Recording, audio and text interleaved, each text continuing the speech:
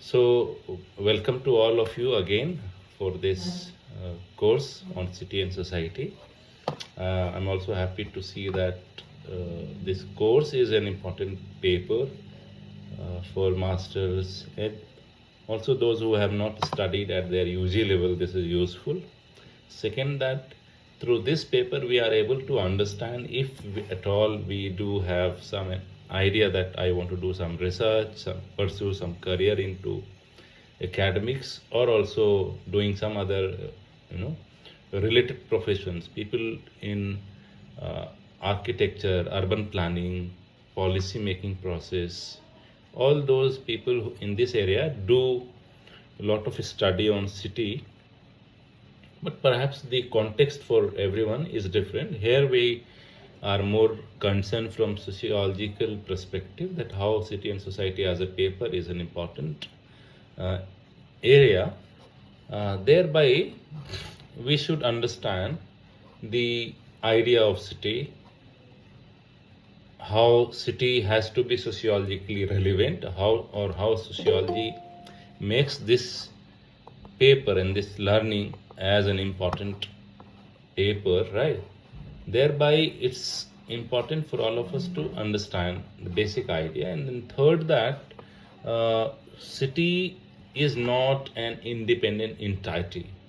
The city is kind of entity. They are entity of physical, geographical, no, their entity in the context of a landscape, in the context of functions they play, in the context of the relevance of cities in today's world are important. So all these are related concerns for a student of sociology who wants to understand city. But you would also have seen there are people, there are people in the sense there are discipline that also talks about city from multiple perspectives. For example, you would have seen in geography many of the courses that is concerned about spatial expansion of any locations, people do study about city. They do a lot of understand research on city from different approach, unlike a student of sociology locating the role relevance, right?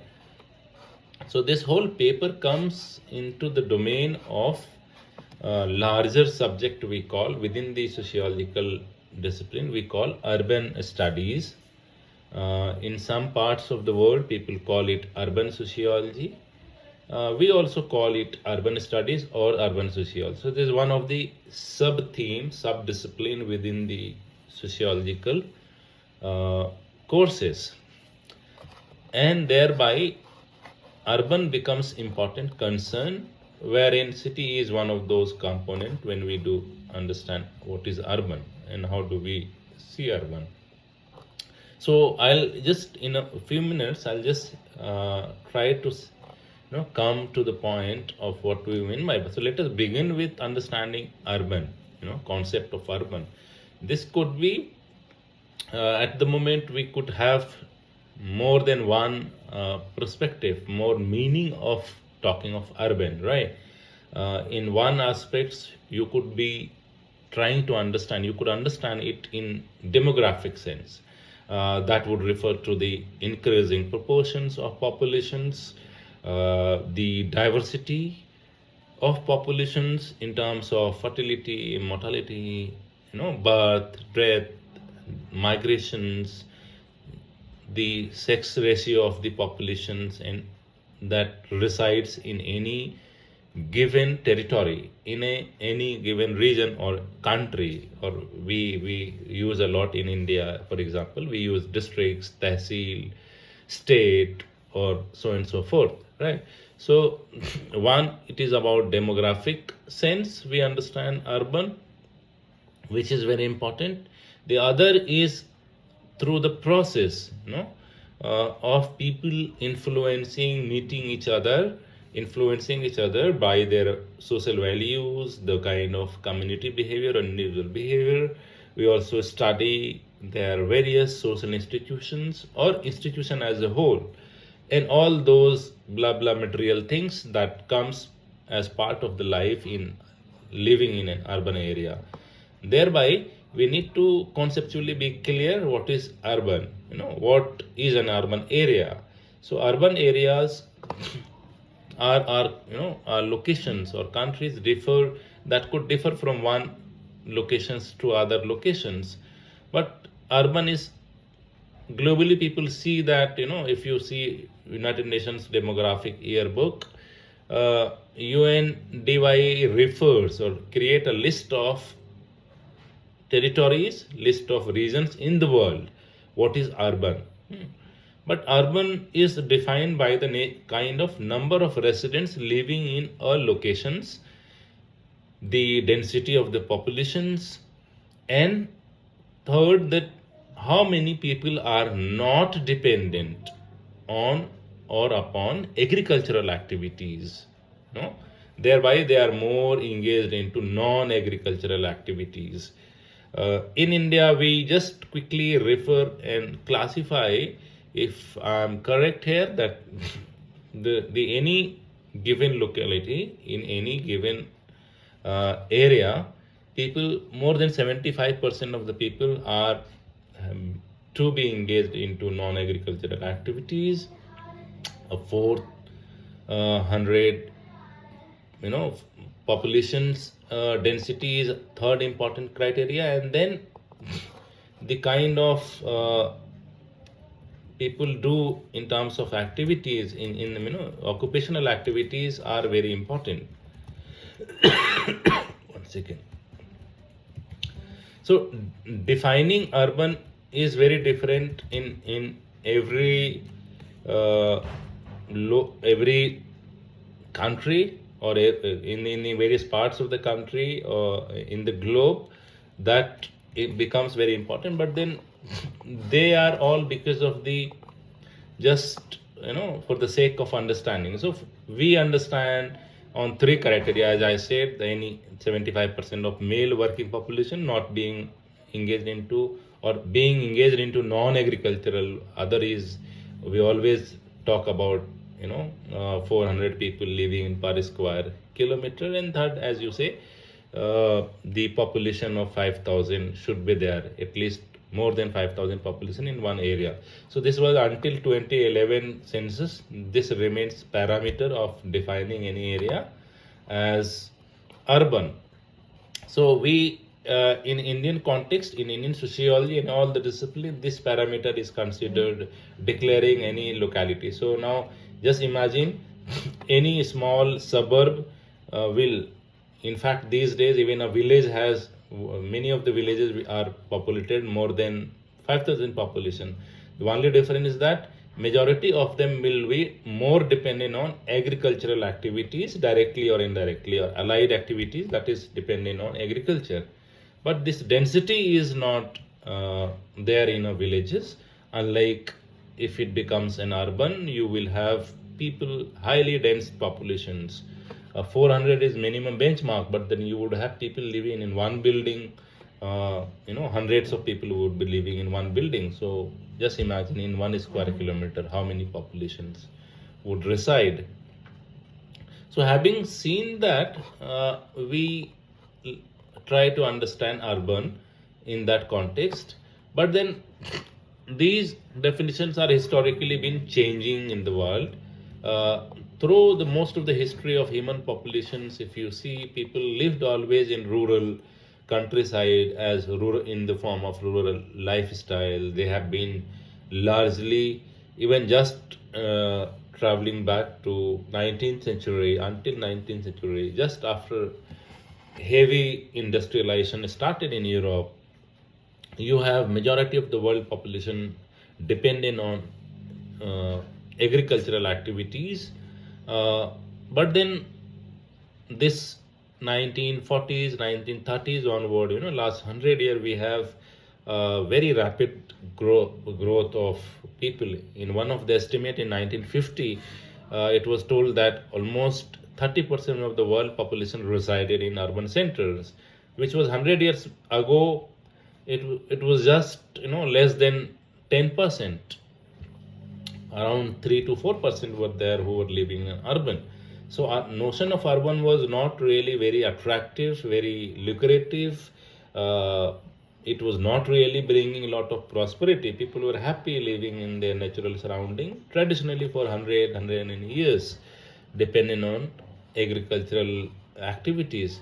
So migration is a new phenomena that we study, and migration brought in a major shift into the populations, just because one important reason you have is due to industrial units being coming up in different countries of Europe initially. So you have England, Germany, France, Japan, and other countries which started establishing Spain, all those even countries which were making colonies, Holland, Netherlands, they all started some industry. So you have people shifting from their traditionally old age,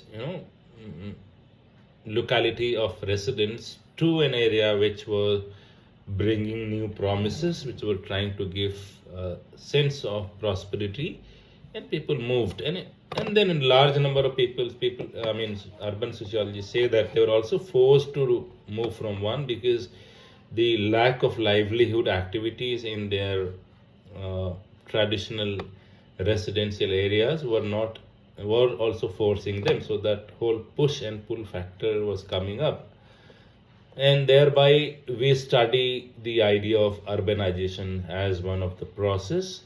In the last 50 to 60 years, you would see that urbanization is one of the most dynamic process that human society is experiencing. And nothing is to say that there is an always blame to that urbanization has brought lot of troubles. Urbanizations as a process into the human society is not really seen only one way. This process has brought lot of promises of increasing lifestyle, standard of living, bringing good health care, better housing, and then a sense of living a better life, which is relative from one region to another region. But these promises were perceived largely by the people who were living into countryside locality, and they moved. Imagine those people who were moving to urban were largely not having lot of assets, huge assets into their regions, their residence, traditional residential area. Thereby, it was easier for them to move for better opportunities, employment opportunities, opportunities for growth and living a prosperous life. And gradually, this became a global phenomenon. So I'm just giving a rough idea of how 18th century and 19th century pushed people to move from rural to urban, and in that larger context, we see urban sociology as one of the subject that comes up. And it's in 1920s, 1889, I believe. 1889, Department of Sociology was established in University of Chicago, in one of the state in America.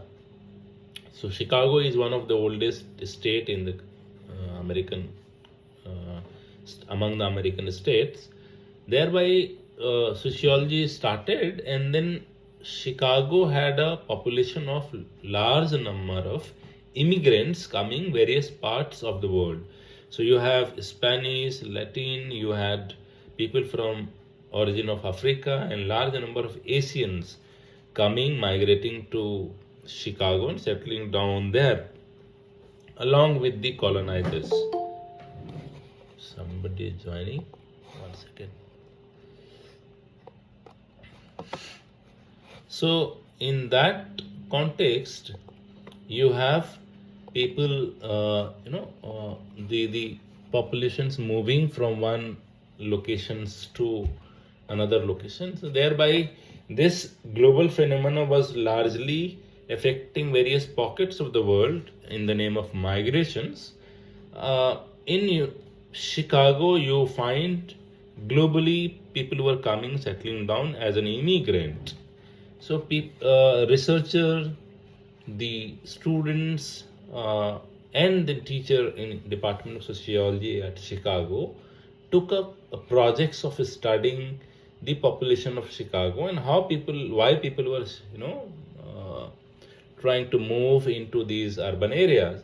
And you would have to see, from research methodological perspective, if one wants to understand, they took up studying these migrant population in Chicago. The sociologist in Department of Sociology at Chicago University, they wanted to study demographic, economic, social, morphological, and functional aspects of the populations, largely from qualitative and quantitative yardsticks, that why people at large number are shifting to this population.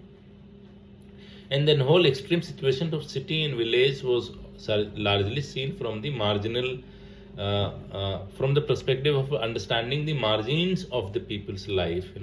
So those who were coming into these populations were shifting to this city, for example, where we have emergence of urban sociology as one of the sub-discipline of sociology. They wanted to understand, and then they saw that urban agglomerations where people in large number of population, more than million. I mean, agglomeration is generally we call in our discipline that any population where you have any given territory area where more than 1 million people live, they become urban agglomeration. So this urban agglomeration of Chicago was basically bringing a lot of challenges for the understanding for sociologists, but also it was a challenge to the administrative ground. Unlike small towns, unlike small revenue villages, or in India we have had various small township, and they have been referred as by the different nomenclatures.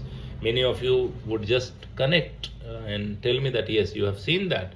For example, these small populations which were considered as urban, have you heard about railway colonies? Have you heard about factory townships? Did you hear about steel townships in India? Or did you hear about many other small towns which are commercially very, very powerful centers? So you have steel town, factory townships, railway colonies, cantonments where you have army barracks for long time of period, and they all fulfill the criteria of what I just initially told, that 75% non-agricultural, more than 5,000 population, and 500 per square kilometer density.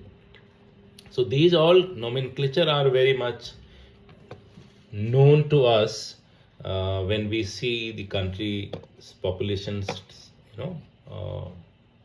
in terms of how they are scattered, how they are populated across the country. Thereby, urban becomes an important center for us to study, and urban sociology as a discipline emerged in Chicago University. In Chicago, I'm talking about where many of our are trying to understand urban sociology in India from the Indian perspective, or from a perspective what some of the sociologists say that, but just look down to growth of urban agglomerations in Chicago and some of the other new cities, London, New York, some of the earliest modern cities of the world, which were growing in 18th and 19th century. They became large centers, Tokyo, Paris, later on. Today you have Dubai. These cities were growing up, and you also had cities in colonial world.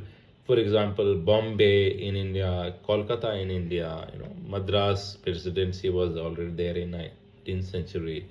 You have Lagos in one of the city. So globally you could see, Mexico, for example, in Latin America had cities which were emerging as popular cities where people were coming and settling down.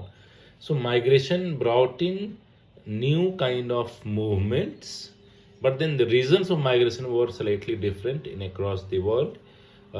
What we need to understand in this larger global context and also in Indian subcontinent, that the growth of populations in urban locations were new phenomena at large number, and then these were cities were not just a small town, but the most of the town were becoming urban agglomeration where you have million of people living in one city.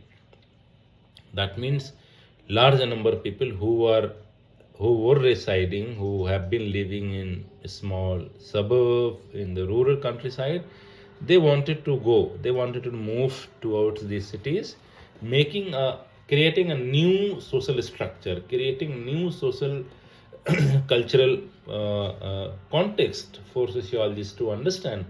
And thereby, in this context, let me bring in Chicago University, where you have Louis Wirth talking about very interesting concept of urbanism to understand new cities, to understand urban social structure.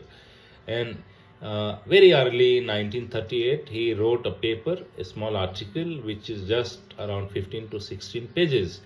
Some of you must have read, I believe, Urbanism as a Way of Life, where he wanted to present a relatively a kind of theory of city life, how life of city is to be understood, and city is a different landscape in terms of its population, their nature, their movement, their characteristics. So these attributes he wanted to study, and this makes us more relevant at the moment, that when we are talking about city and society. So here we are talking about the city's population, how city is becoming a way of life which is different from people who are not into the city. So Louis Wirth, through this article, Urbanism as a Way of Life, which was published in one of the American journal in 38, gives three important points. And please remember these important concepts, I would say, rather than concepts. They were size, size, density, second density, third heterogeneity.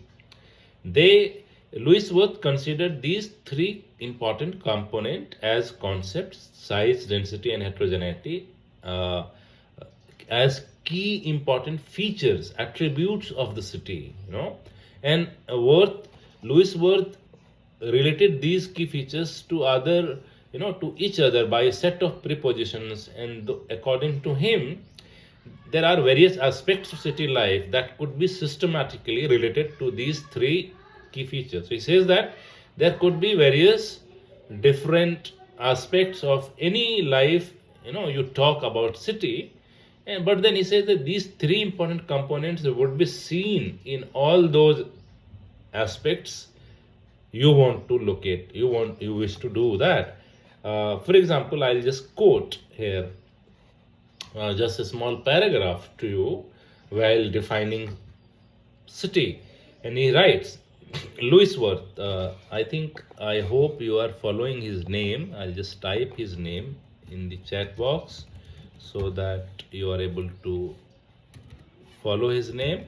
Louis Wirth, Urbanism as a Way of Life. He published this paper in 1938. So just check in the city. Louis Wirth's work in understanding is very important. He writes, and I quote here, a relatively large, dense, and permanent settlement of socially heterogeneous individuals. So he says city is a relatively large, dense, and a permanent settlement of socially heterogeneous individuals. Unquote. Someone wants to join? Sorry. I unquote here. and then he sets out to discover the forms of social actions and organizations that most often emerges or emerged in cities, and then that wanted to show that these could be logically attributed to its unusual size, density, and heterogeneity. Is Am I audible? Is it making some sense to all of you? Please, can you respond?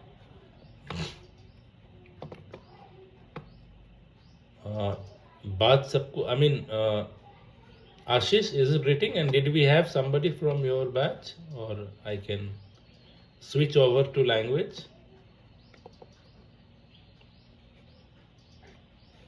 Pretty fine, I did not have any problem.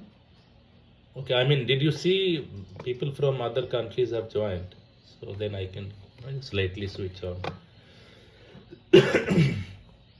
So what I was saying that Louis Wirth ने 3 important component की बात की है, that was they were largely you must remember these important concepts: size, density and heterogeneity.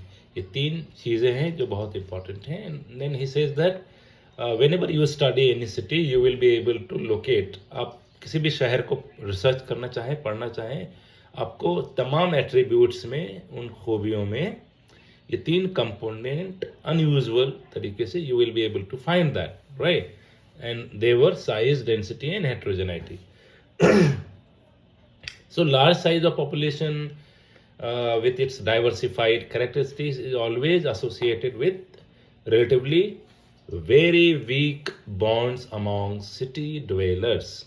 मतलब बड़ी आबादी में लोगों के रिश्ते आपस में, वो उनका कहना है कि जब आबादी बहुत बड़ी होगी शहरों में तो लोगों में जो समाजी रिश्ते हैं वो थोड़े कमज़ोर हो जाएंगे, कमज़ोर दिखाई देंगे relatively. Sorry. And why? Because city dwellers would lack a common traditions. In a city you will have people coming from various parts of the globe and country. शहर में बसने वाले लोग. Yes, anybody wants to say something? Sir, second objections was of that he said about primary and secondary relationship with the society. So that thing I want to understand what he want to say. You mean, if I can understand, you mean what was his understanding about primary and secondary relationship? Yeah, in a society. No, Lewis Worth says that how do you understand city? Right. Lewis Worth wanted to help us and write through this paper. I told that he wanted to understand what do we mean by city. And he says that if you want to understand a city, you may have various perspectives. But 3 important concepts he writes in his paper, and they are size, density and heterogeneity. He says that आप किसी भी आबादी को research करिए, these 3 important components will influence your understanding or influence the populations, or you will have that. Now, if we re-explain and go further, what he says that when you have large number of people living in a city who are very different to each other, आबादी एक दूसरे से बेहद मुख्तलिफ है और they are from different background, and that I mean different background means they would be possibly from different language, region, belief, cultural values, region, ethnicity, so and so forth. So अगर आपके पास इतने डाइवर्सिफाइड पॉपुलेशंस के characteristics के लोग एक जगह रहते हैं, they form city. This is the population and composition of any city. Thereby they may lack a common traditions. City dwellers may not have a common traditions or common cultural background, a common cultural connect, which for example somebody who is from West Bengal of India The moment somebody comes to know that he or she is from West Bengal, they will quickly come to each other because people from West Bengal would speak a common language, that is Bengali, or and so forth for Marathi, Assami, or Punjabi, or you know Tamil, Malayalam, and so on and so forth. So, language, for example, becomes one important component because through language there is a sense of commonalities, and that commonality is that all of them belongs to one region of the country. Or that could be for any, somebody speaking Arabic, somebody speaking Kurdish, or somebody very good in Japanese. They will come closer to each other because of the language, and language will give them a sense of belongingness from a common ancestral history, common cultural history. So Louis Wirth says that because city dwellers are all from very, very different common traditions, they are very different and diversified in their characteristics. Therefore, they will not be able to have very good primary relationship. They may lack primary, affectionate, face-to-face interactions at large level. And why? Because in the absence of common traditions, a weak bond, city dwellers cannot be controlled effectively. So when you have a weaker bond, absence of common traditions, you cannot create city dwellers as one community, unlike in a village. I live in a city in Hyderabad. We have many very effectively good populations in 2-3 pockets of the city. They are from Yemen, Sudan, and some other parts of Africa, and they settled in Hyderabad long back. When Nizam was ruling this country, much before British India came. So historically, almost 200 years it's now they are there. So the moment you go to those pockets, you will find they are all so closely knowing each other. बहुत मोहब्बत से एक दूसरे के साथ रहते हैं. They know each other in that pocket, but they cannot connect with people who are their neighborhood, living in the neighborhood locality, neighborhood colonies, what we call. Why? Because the other population will be from different background, from different region, different language, different cultural practices, and likewise. So this is a unique feature he first time comes up through this research paper in 1938, that as a student we need to understand what is the size, density, and why there is heterogeneity. Heterogeneity means the differences, diversity, एक दूसरे से मुख्तलिफ होना, different होना, अलग होना, और वो अलग होना हर चीज़ में है, शक्ल सूरत में भी है. हम हिंदुस्तान में हमारे आबादी की जो रेस है वो भी मुख्तलिफ है. You have various populations of race in India. Thereby, it becomes difficult to have a very effective methods of knowing and controlling the urban population. Therefore, city has to evolve formal methods of social control.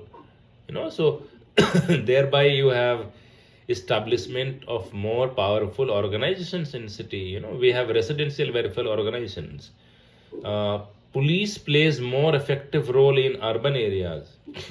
Policing not only in terms of crime, but in terms of keeping law, peace, and kind of congeniality into the society, and because people do not know each other for long period of time, and gradually they find themselves segregated, alienated, not connecting to each other.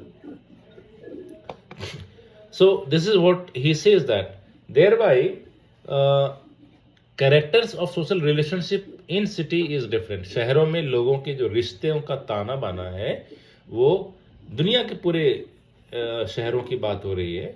शहरों में लोगों के जो रिश्ते हैं वो एक दूसरे से मुख्तलफ होते हैं, डिफरेंट होते हैं, right. They are all different.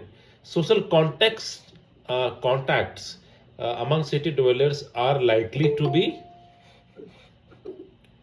शहरों में लोगों की आबादी कैसी होगी? The social context in city will be different and they will have impersonals, superficial, transitory, temporary, and segmental in terms of their relationship, and that is very important. That is very important. Are you getting me? आपको आवाज आ रही है? आप लोगों को मेरी आवाज आ रही है? What I'm trying to say, because of this heterogeneity, city will form the structure or social structure, but they would have impersonal, less durable, right? And what else? Less durable and superficial, transitory. These relationships are very important, and they will, form a structure, populations. Acha, no international students have joined, but I see there was one name just now, which was Ashish somebody. Do we have some international student in this group? Lung Sedding, is it Indian friend or friend from? Oh, sir, actually I'm from India only, not East. Are you following Hindi as well? Little bit? Yeah, I can understand Hindi. Yeah. Okay. Did I No pronounce your name correct? How do you pronounce? Yeah, sir. You have pronounced correctly. Lung Sen, right? Yeah, Lung Chetting, yeah. Lung Sending. Thank you. Thank you, Lung Sen. So I just wanted to shift because I had a request from many friends to shift in Hindi as well sometime.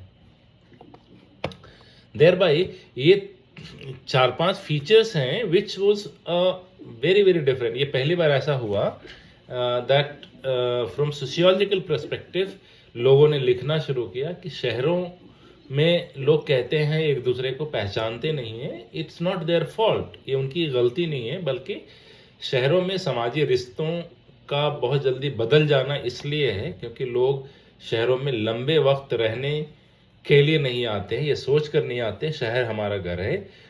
शहरों में कुछ opportunities के लिए लोग आते हैं और उनको लगता है कि ये अपॉर्चुनिटीज़ को हासिल करने के बाद हम वापस अपने पुराने घरों में चले जाएंगे, अपने विलेजेस में चले जाएंगे, और जिसके वजह कर शहरों का जो सोशल स्ट्रक्चर की बुनियाद है वो सेकेंडरी रिलेशनशिप पर बनती हैं. दे आर बहुत इम्पर्सनल होते हैं, गैर सुपरफिशियल होता है, मतलब दिखने वाला कुछ और है, रिश्ते लॉन्ग टर्म नहीं है. ट्रांजिटरी है, मतलब रिश्ते बदलते रहेंगे.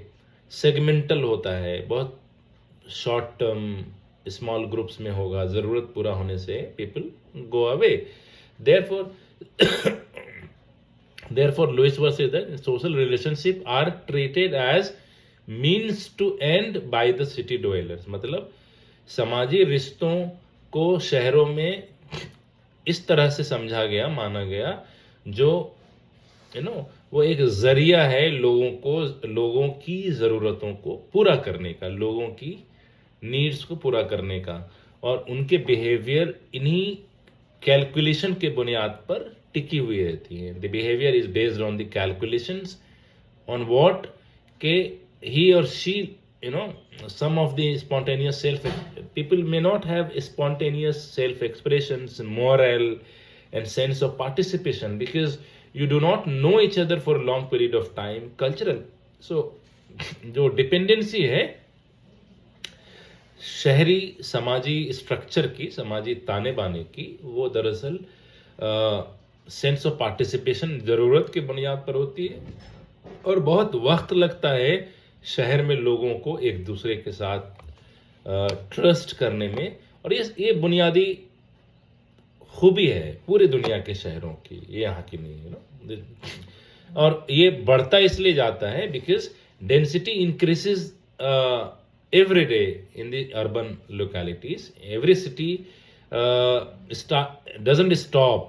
सिटी की जो ग्रोथ है रुकती नहीं है, अभी तक तो नहीं रुक रहा है. So what is happening?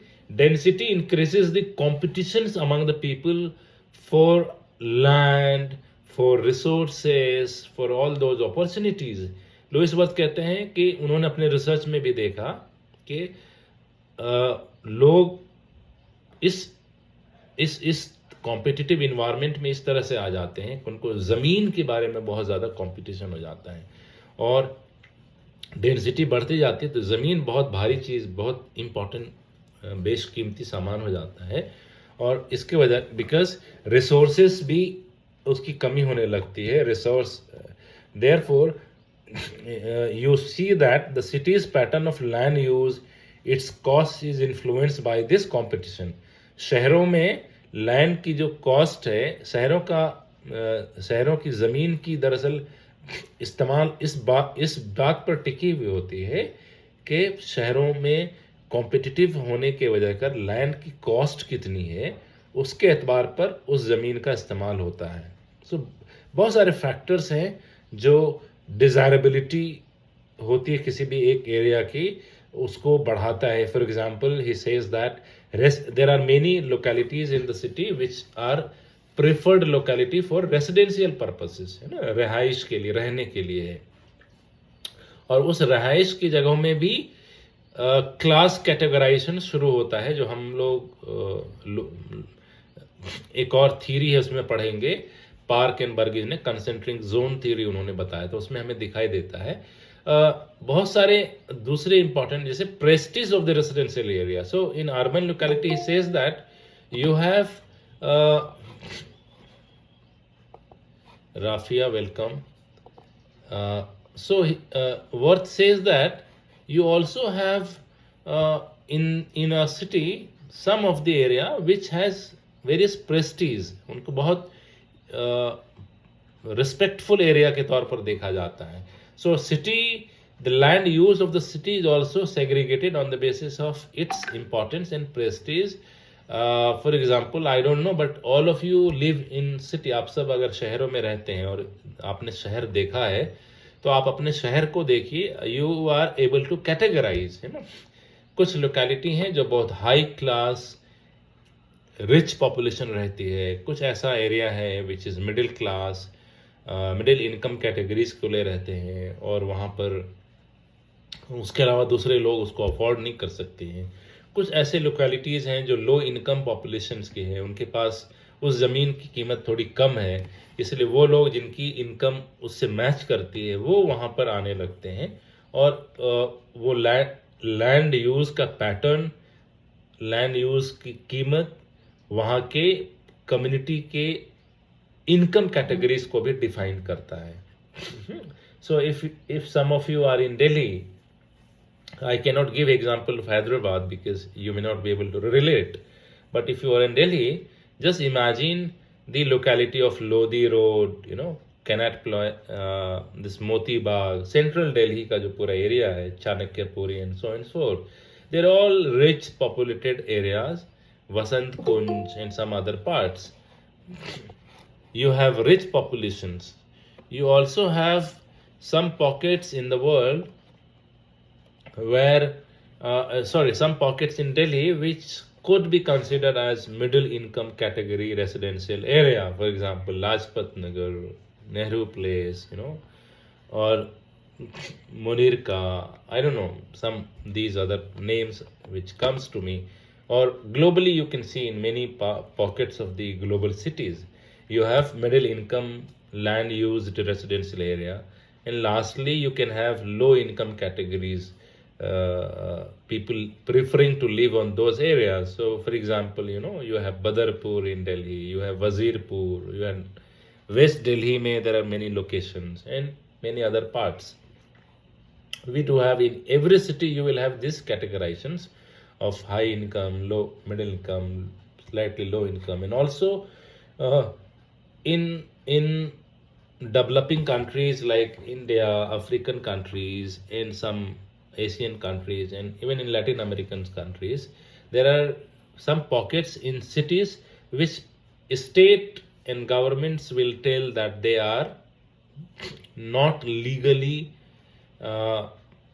legally owned lands. So there are many land patterns in the cities where they are not legal, they are not documented, but these there are people who are forced to live though in those localities. So state knows that. State को पता है कि वो कैसी आबादी है, कैसे रह रहे हैं, but people start leaving because of the compulsions. And low income people who are not able to buy land in the cities, they start settling on those. So you have temporary legal measures, legal support. So you will get state benefits of electricity connections, water facilities. You may get other basic amenities, road, drains, and so on and so forth. Despite of getting all those basic amenities being given by the state, some of these localities are called as illegal. These land, because these lands are not registered in the name of individuals by the states, but there are temporary populations. So a state can anytime on the name of or in the name of law and legal documentation can demolish those houses. But there are these kind of population worldwide. In India we can always see in millions of number they are living in cities. And Lewis Worth says that the land use, the scarcity and then competition of land, buying the land resources, are main reasons for creating these segregations of populations, right? So therefore you will have all these in one category. You will also have land use or you will have population segregations in the because of the accessibility to work.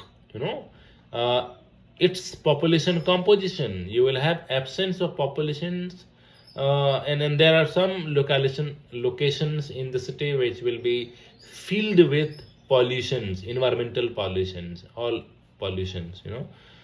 They are some important factors that decides and that would decide and influence the settlement of urban and city life. Okay, so any one of you who are in Delhi, just respond me if I am not correct. What about the people? Somebody is joining, just hold on. So anyone who is in Delhi and who has seen Delhi, there is a river called Yamuna River, and that Yamuna enters into Delhi and passes a long passage. It takes a long passage to cross Delhi and move into Uttar Pradesh, right? So just recollect, if you have seen Yamuna sites, most of the colonies and population which are settled both the side of Yamuna, they are not legal in the eyes of state, but people live in millions of number. In large number, they have all roads, all basic amenities, electricity, housing permissions being given by the municipal corporations of Delhi. They vote, they cast their electoral rights, and all those facilities. Despite of all that, we keep reading from the documents in news too, and also during the election campaign in India, that these localities will be given legal rights if we are getting elected, right? What do you see that? Anyone who has seen Yamuna river belt, do you see that people living both the sides are legally owning the land, or it's just that the resident? किसी ने देखा यमुना के किनारे की आबादी को, और आप कोई रह रहा है उस इलाके में, उस जमीन को बेसिकली इलीगल कहते हैं, but then people are living in large number. Is that correct? And what Louis Wirth was taking about that? You may respond in a minute quickly. Yes. वो तमाम जमीनें लीगल हैं या it is all considered to be illegal? No, sir. Those are illegal encroachments. Yes, sir. Encroachment, yes, this is very popular term these days. illegal encroachment. So, Yes, sir. but then we live in large number, right? Matlab, millions of, not only in thousands, maybe a million of people living in Delhi are resident in both the side of Yamuna. Similar situations, what Louis Worth was writing is in Chicago. There is a river called Chicago River that flows through Chicago, Illinois, and then go to down south in America. And it's a long river. And this river passes, it takes a long route to cross Chicago and then goes to other parts. Now, he found that a large number of people who were residing in certain parts of these Chicago rivers, they were all temporary settlements, slum. I mean, the uses of slum comes there, and they were all like temporary population without legal rights, low income categories, and all that was influencing. So, log keh rahe the ki, so the state was there saying that no, they have to vacate. They have to, because what was the reason that because of the density of the people living near the river was also becoming polluted, and lot of health health issues were coming up. A large number of people were getting infected from various disease related to waterborne diseases. So to improve the public health, to reduce the diseases coming out of that, Chicago state wanted to purify, wanted to resettle the populations, bring in some recreational and natural landscape both the side, so that people could see that these lands as more of an area which is naturally habited. So all that was coming. ये नदी के किनारे हर जगह ऐसा ही होता है. We have a project these days in Telangana where government is trying to start a project that is called Musi River clearing. So we have a small river passing in Hyderabad, and that has become very polluted. People are almost become a drain. Both the side people have settled down in large number, and now government wants to rehabilitate them, displace them, move these populations to other parts and beautify the rivers. Now, people who have lived for 2, 3 generations, 4 generations in these river belts, they said this is our land, this is our ancestral land, we cannot leave. And then on the paper of law, they are illegal populations, population in the sense illegal lands. These are government lands, and you cannot settle. So it's not your property. So now the whole population who are in the river belt cannot buy land anywhere in the city, and they have to move out. They have to go away or find out another temporary free lands where they can settle down. Therefore, all these are some of the important challenges. I'm giving 1, 2, 3 references of some city, but if you are from any parts of the world, if you are any parts of India and living in a city, just imagine, just go back to your city and check what Louis Worth writes in his paper is appearing to be important factors to understand city even today in the other world, right? Somebody wrote a message there. Abdullah, what would rapid social change? What did you say? What I would rapid social change? Okay, what is rapid social cultural change? Yes, thereby what is happening there, what I was trying to give you a history. In fact, the whole population itself is a population which is facing a lot of social change, because city in itself is a location, is a land where large number of people are coming, but they're all different. So anyhow, you are going to influence each other. You are going to influence each other in terms of language, food, clothing, cultural etiquettes, attributes, the way we behave, festivities, religiosity, and so on and so forth. How do we treat to each other? How do we treat the gender and sexuality? All those are very differently understood in different populations. So city in itself will influence each other because the population are very diverse. But then people who are diverse would be working in a common workplace. So a workplace may have diverse people in one location. So the co-workers, co-residents, definitely they will be having some sentiments, emotionals, but then in order to survive, in order to live in a city, when you are working at a workplace, there is a demand of cooperation. Mutual exploitation in a way may be visible, but it is more important that mutual cooperations will be order of the day in a city when people go to a workplace.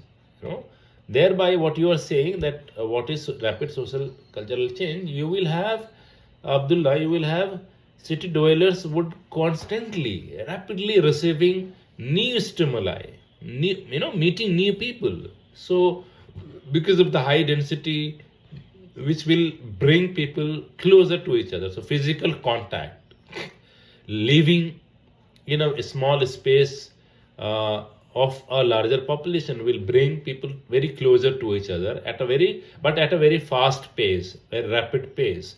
So you may interact people with diverse population and with too many of people, too many cultural milieu you will see, and rapidly they will influence each other, and city will emerge, city will witness what happens. Why they will witness? Because the composition and exploitation generally create frictions and conflict among the city dwellers, because the composition of diversity, differences, and exploitation of mutual exploitation, people would like to maximize their own benefits, maximize their own interest, will create some frictions and conflict among the city dwellers. Therefore, friction can be controlled only by orderly and meaningful routines. And people get influenced, they change. And just take an example of traffic signals, traffic lights. A single policeman, police persons, clock, ghadiya, the clocks rotate and make routine our life. Conventional and all those conventional working day will symbolize those formal routines. So how do you drive, how do you go, how do you live, your uniform, your timings, the working hours, all those will make city dwellers life very formal in routine. And thereby, as the population increases, there will be increase in heterogeneous character, and there will be increased division of labor, increased formal relationship, increased competitions, increased mutual exploitations. and to all that comes because of the opportunity to interact with varied roles and personalities, it may break down simple class distinctions. For example, people belong to different groups, and groups will perform different roles, and they identify themselves from those roles.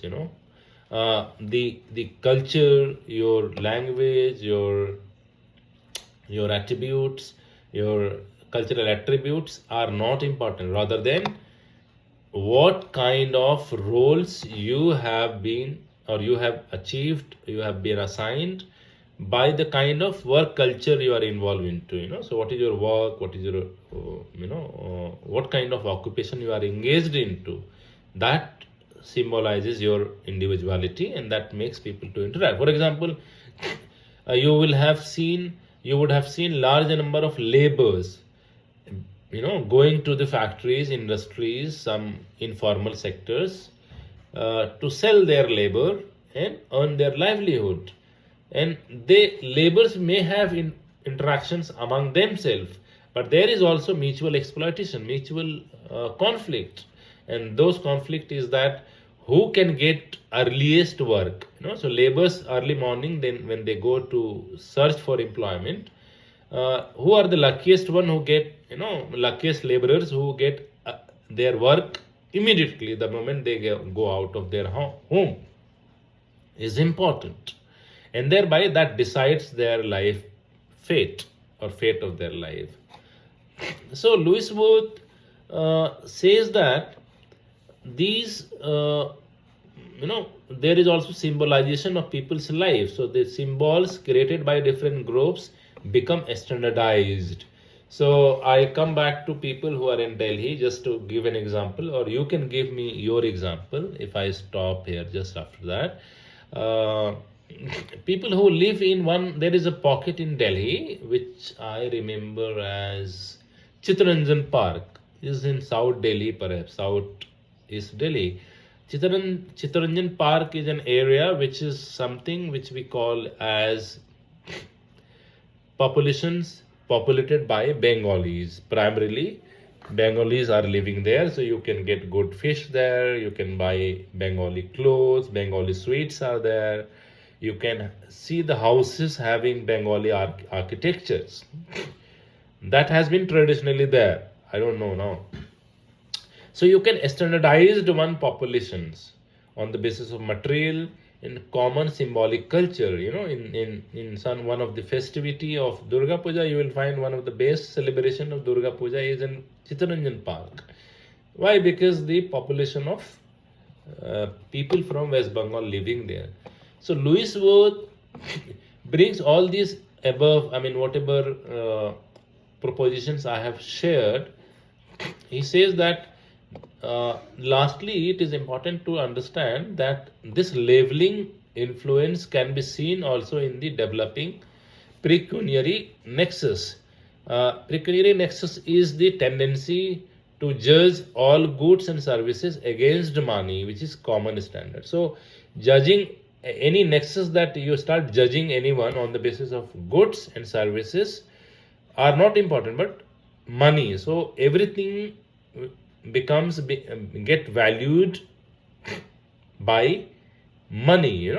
So money takes a standard form. So you start standardizing any services, goods being available on the basis of money, and this standardizations provides elements for both material and common symbolic culture in the urban society, and thereby one could conclude saying that by Louis Wood in his article Urbanism as a Way of Life, which he explained, there could be many criticism against theory, but Louis Wood himself narrated the aims of his theory. He says that he believed that all city dwellers were not fully urbanized in their ways, as the city consists, because the many recent immigrants who comes from rural areas are not able to make themselves as city dwellers and transform themselves as urban. So there is a possibility which he admits that you will always have rural way to life in the urban life. So rural way of life may not disappear completely from the urban population. Worth also recognized that size was a poor indication of urbanization. A very small town, maybe situated in many metropolitan city, might be more urbanized than a larger town in any rural area. So only the size and township size is not important. There is a possibility you may have a small size of population, but very urban, very different from the rural. And that is possible. You go to some of the small town of India, they may be having just 50,000 and one, 500,000 of populations, but you will have all those elements of being urban in terms of the language, behavior, clothing, class formations, relationships. So urban natures जो मैंने शुरू में कहा, superficiality, transitory, temporary, ये तमाम चीज़ें उनमें पाई जाएंगी। देयर बाय उन्होंने इस बात पर स्ट्रेस कहा कि जो अर्बनाइजेशन की जो बेहद ख़ास खूबियाँ हैं, एट्रीब्यूट्स हैं, उस पर उन्होंने फोकस किया है और ये भी कहा कि ज़रूरी नहीं है कि वो उन खूबियों को हम सिर्फ साइज, डेंसिटी और हेट्रोजेनेटिव पॉपुलेशन के बुनियाद पर एक्सप्लेन कर पाएँ, उसको बयान कर पाएँ, ये ज़रूरी नहीं है। ये 3 खूबियाँ तो अहम हैं वर्थियन थ्योरीज में, लेकिन सिर्फ इसके ज़रिए शहरी आबादी को समझ लें ऐसा ज़रूरी और मुमकिन नहीं है। शहरों को समझने के लिए इसके अलावे भी हमें दूसरे तरीक़े अपनाने पड़ते हैं, दूसरे तरीक़े लाने पड़ते हैं, जिसके बिना पर हम अर्बन और अर्बनिज़म के पूरे पैटर्न को हम समझ पाएँ। यही वजह है कि आप में से अक्सर कई लोग एक दूसरे को कहते हुए, सुनते हुए देखते हों कि लोग कई बार शहरी लफ्ज़ को भी नेगेटिवली बयान करते हैं। अच्छा, तुम शहरी हो गए हो।